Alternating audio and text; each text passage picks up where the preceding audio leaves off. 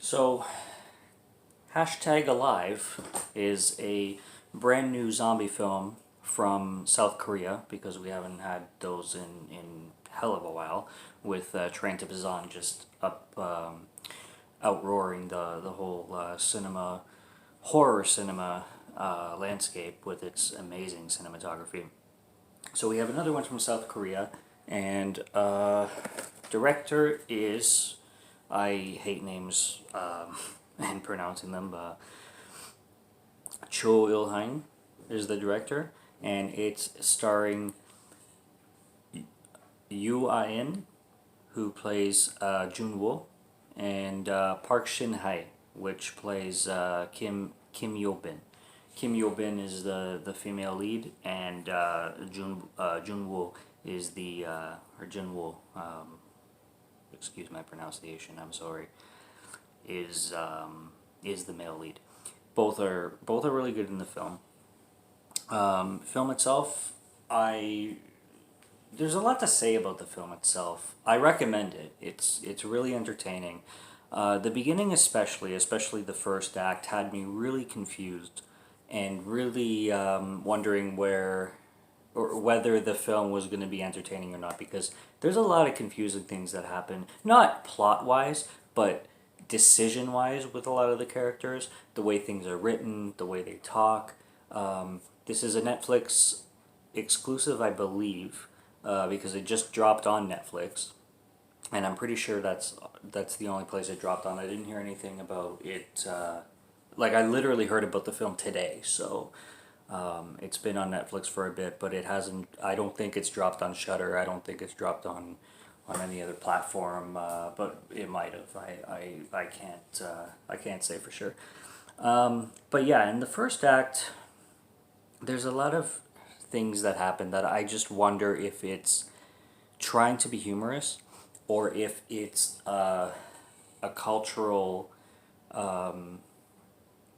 transition that doesn't translate very well. Like if something is humorous in Korean because it's a Korean film, doesn't really translate well to an American audience or a Canadian audience or an English speaking audience in general, because there's just things that happen in the like, especially right in the beginning of the film, even though the beginning of the film is really well done. It's great. It's shot great, and it's just like without going into many spoilers, because I don't want to use spoilers in this video. Basically, in the first shot of the movie, there's a guy that comes into the guy's apartment, and the guy has just discovered this outbreak, and he's hiding out, obviously.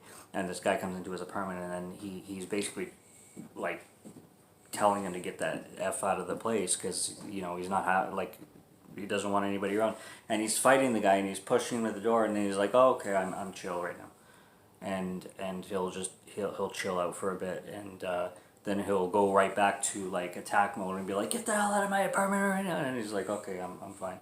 And then the guy who he attacked twice to get out of his apartment and then just stopped for whatever reason, is like, oh, can I just use the bathroom? And he's like, okay, yeah, sure, just leave when you're done. And it's that kind of stuff that it just left me a little confused, like where the direction was going, whether it's going to be like a horror comedy or just straight horror, which it ends up being just straight horror. But the film changes after that. Like in the second act, it really picks up, and you start to really feel where it's heading, and the characters, especially when the female character, because she takes about 45 minutes to even be introduced, because it starts with the male character, and then you're introduced to the female character, and it's a zombie apocalypse within between two apartments.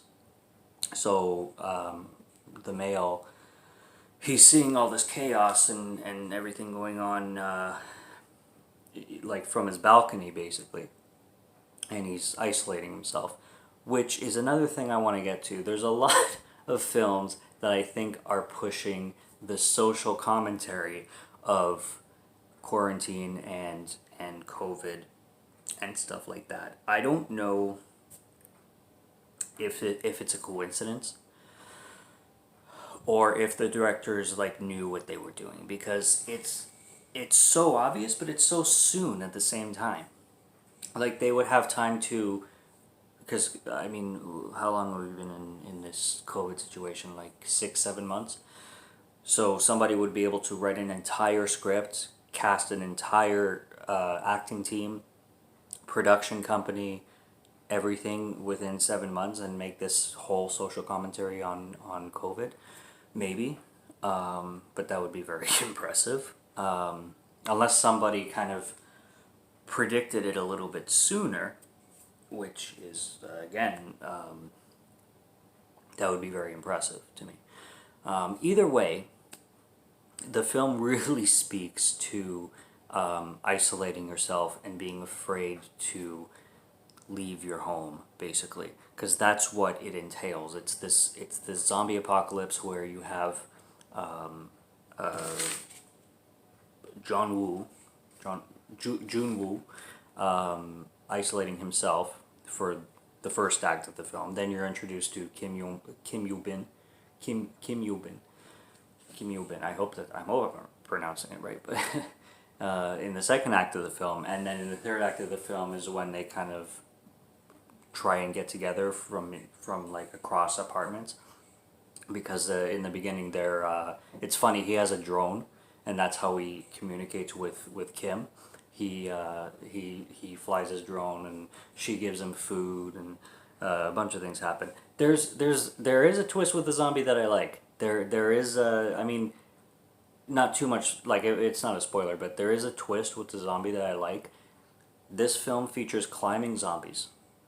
Yep, zombies that climb. So they're intelligent, kind of like Day of the Dead, even though I haven't seen Day of the Dead yet. But where they start to they turn and then they start to gain more human intelligence afterwards. I can see that vibe, because like he has a cord and then he's like, ooh, and then he starts to climb the building, which is terrifying.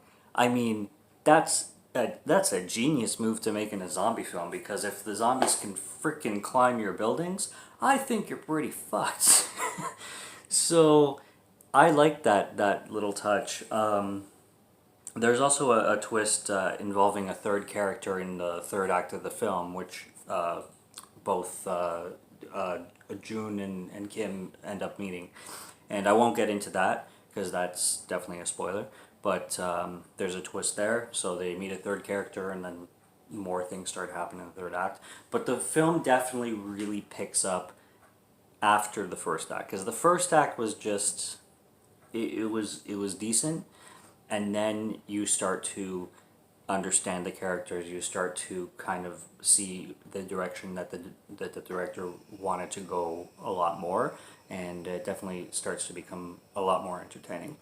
So I'll basically leave it at that. I definitely would recommend watching it. It's nowhere near as good as Train to Busan or something like that, but for a South Korean horror film, zombie film,